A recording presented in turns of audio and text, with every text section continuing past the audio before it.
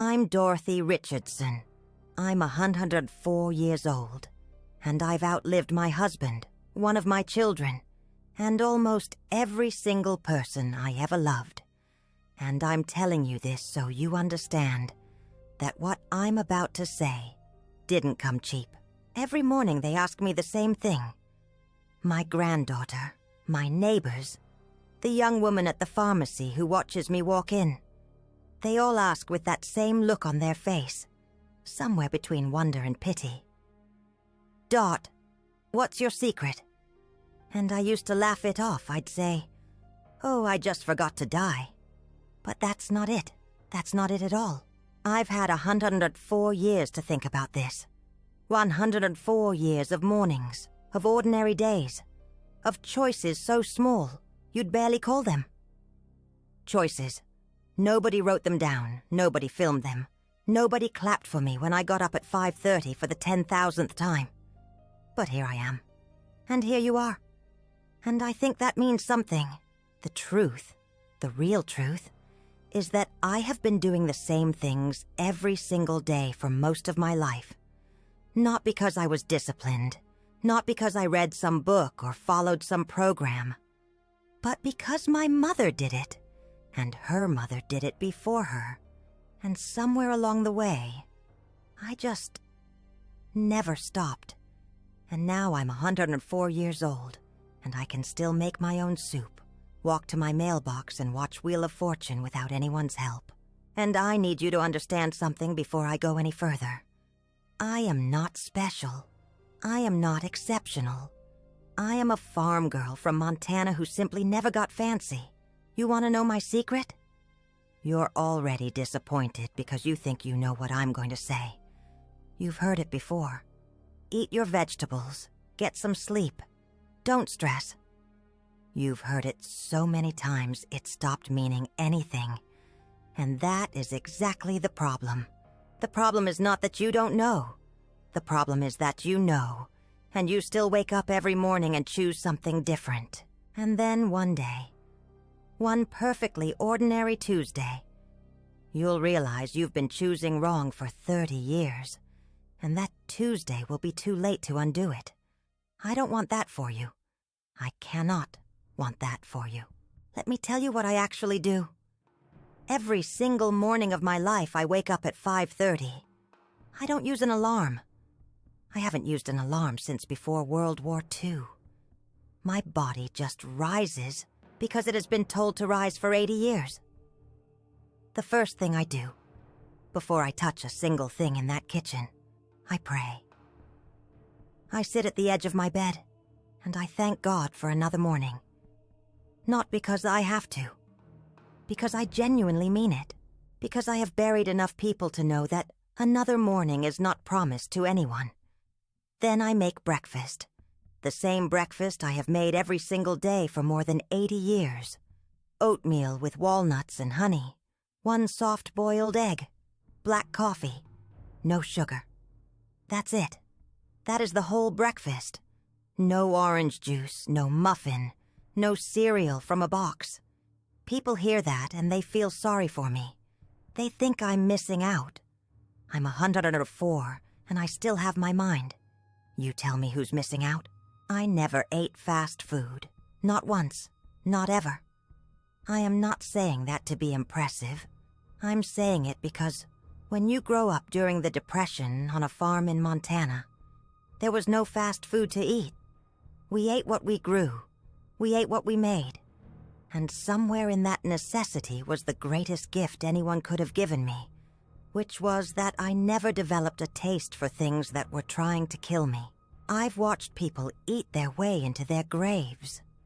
I have sat in that church for 95 years and watched good people, strong people, disappear because of what they put in their mouths and what they kept inside their hearts.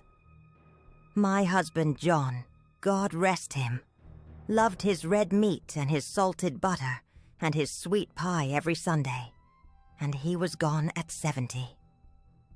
I'm not blaming the pie, but I'm not ignoring it either. John was a wonderful man.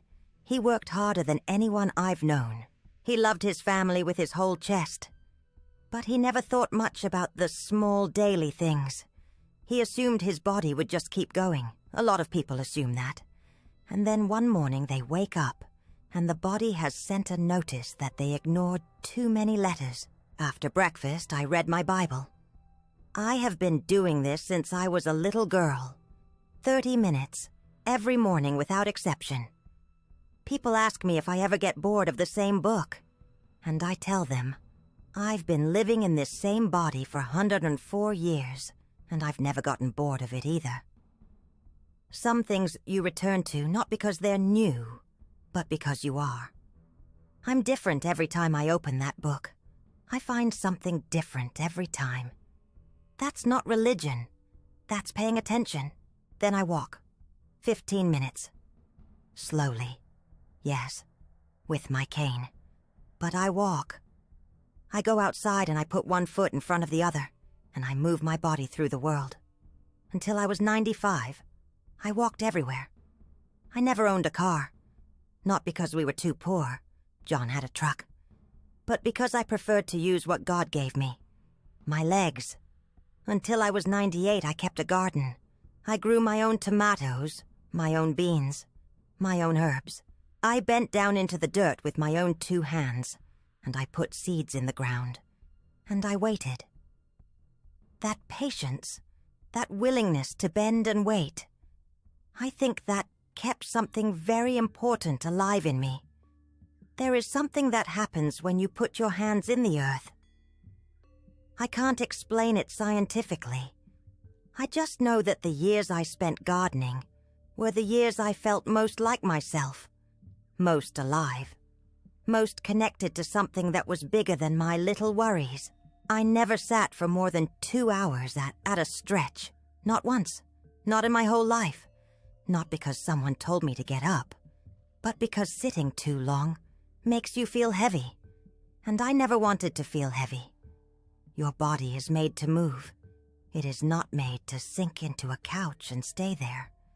And I watch the young people now, and I see them sitting on their phones, at their desks, in their cars, sitting for hours and hours and hours.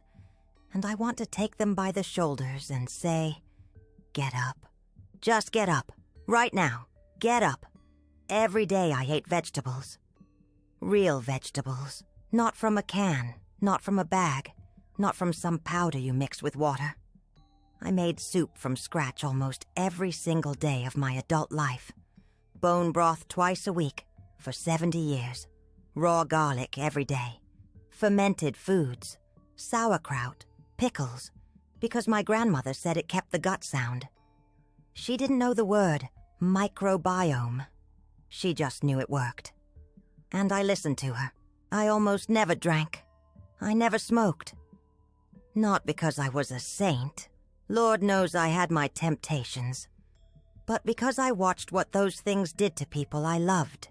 And I decided very early on that I didn't want that ending. And here is the thing about forgiveness. Because I need to say this plainly. I have forgiven people who did not deserve it. I have forgiven people who never apologized.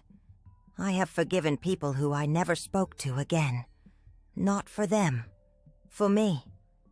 Because holding a grudge is like drinking poison and waiting for the other person to die.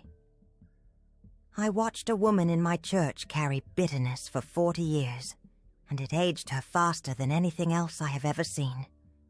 She looked old before she was old. You could see it in her face. The tightness around her mouth. The way her shoulders never came down. Anger is exhausting. It uses the same energy that your body needs to repair itself. And if you are spending all of that energy being angry, then something else is not getting done.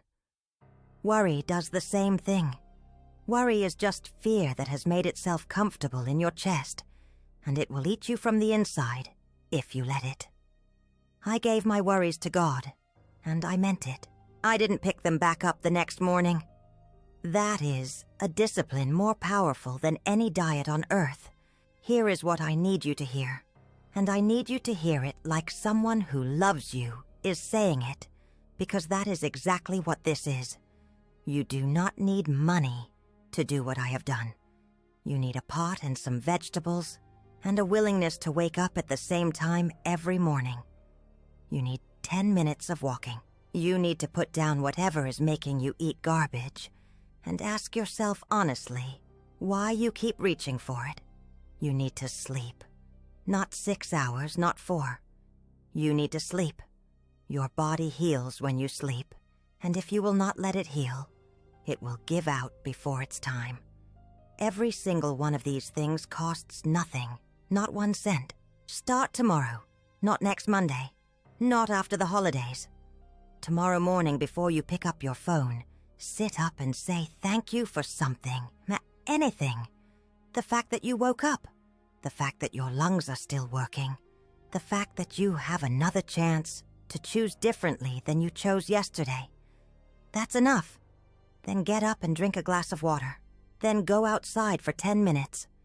Even if it is cold, even if it is raining, even if you only make it to the end of the driveway and back, then make yourself something real to eat, not from a package, an egg, some oats, something your grandmother would recognize. Do those 4 things tomorrow and see how you feel by noon. I think you will be surprised, and I need to ask you something. And I need you to sit with the discomfort of the honest answer. What did you eat today? Not yesterday. Today. And when you woke up this morning, did you move? Did you go outside? Did you put your feet on the actual ground and breathe actual air? Or did you go from your bed to your phone to your car to your desk to your couch and back to your bed? Because if that is how your days are going, if that is the shape your life has taken, I am telling you, with every year I have lived, that is not a life that holds. The body is keeping score, even when you are not watching. It remembers every shortcut, and it will present the bill. You still have time to change the bill. That is what I want you to know more than anything else.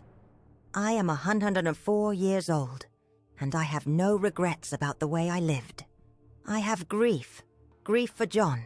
Grief for my oldest boy. Grief for friends I have outlived by decades. But not regret, because I did the ordinary things faithfully, every single day, without waiting to feel motivated or inspired or ready. I just got up and did them. Get up, make the oatmeal, go outside, move your body, forgive someone tonight before you go to sleep, pray.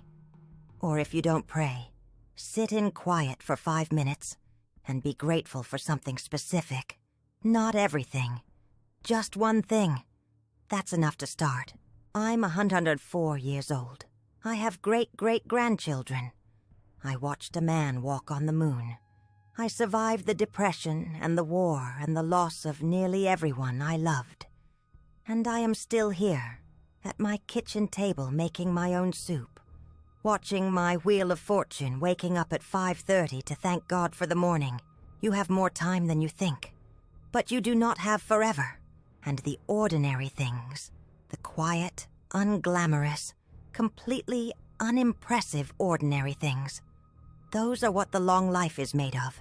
Not miracles, not secrets, just the same good choices, made again and again and again, every single day, until they aren't choices anymore.